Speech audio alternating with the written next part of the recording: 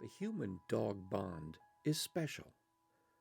They become attached to our families, excited to see us, loyal, protective, our best friends.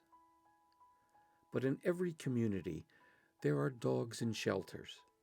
Too many dogs, the lost, the castaways. Those dogs need to find their forever friends. This is one dog's story,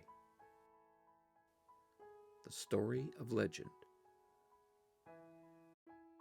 I believe adoption is really important because there are so many wonderful and deserving and amazing dogs in shelters and rescues across the nation. I think a lot of times when we don't realize how wonderful they can be and what a strong bond we can have with adoptable dogs, people end up going out and purchasing dogs instead. So when dogs are at the shelter for a long period of time, they experience a higher level of cortisol, which means they're stressed and there's very little chance and opportunities for them to really decompress and let go of that. And what we found with Legend is that he was first came to the shelter and he was adopted, but shortly after that, he was returned to the shelter. And what we wanted to do was really hone in on his strengths that would make him more able to fit in with a human family and hopefully become adoptable. Legend was actually the first case where a dog was adopted, returned, and then we actually had the opportunity to work with him so that he can go back to availables and become adopted again.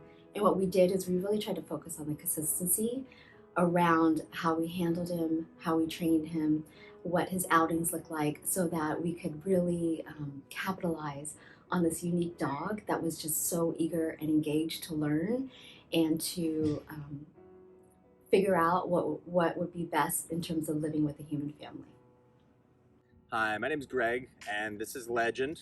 We've been together about 2 months now when I adopted him in August, and he's very happy that he's found a home, and everyone at Animal Care and Control took great care of him to make sure that he was able to be adopted and really thrive in a new environment. So when I first brought Legend home, he was still very stressed out from being in the shelter. And I was even warned by one of the behavioral technicians that the first night is always the most difficult. And it was definitely difficult. He didn't really have an understanding of the home, our home, and the layout, and that that's where he lives now. And so, definitely some chewing and a lot of hyperactivity. I made the mistake of allowing him to sleep in my bed that night, and he slept about like this across me all night. But the first couple of weeks were a learning experience for both of us. He, chewed up a few of my shoes and a couple other things, which is fine. It's just stuff. And then after a few weeks, he really started to settle into living there and our routine, which is first thing in the morning, I make a cup of coffee and we go for a walk for anywhere between 1 to 2 hours, and to really let him get some energy out. And then I feed him breakfast and I'll take him to outside once more before work. And then when I get home from work in the evenings, I take him out a third time before bed. Once he got that routine down and once he knew that he was home, he's done so much better. He's much more relaxed. He's just a big cuddly potato all the time. He has to be right next to me as if I am at home. But other than that, he's very well behaved. He's very calm at home, and he's been doing great. He just needed the opportunity and a little bit of structure in his life, and we're teaching him, a lot of obedience training, and he's doing wonderfully, and he loves it. I think in terms of being part of a community and wanting to solve the issues in our community, one of the biggest things is overpopulation in shelters. And our shelters are community based. These are our neighbors, our most vulnerable in our population, which are the animals that have no voice.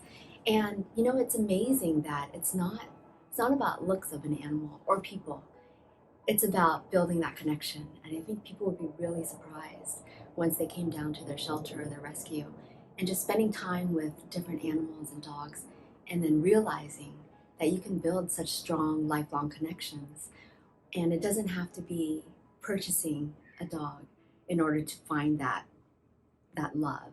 It's right here in your neighborhood. So hopefully people will realize that, come down, support their shelter, maybe even volunteer, find their forever best friend, and help their community out.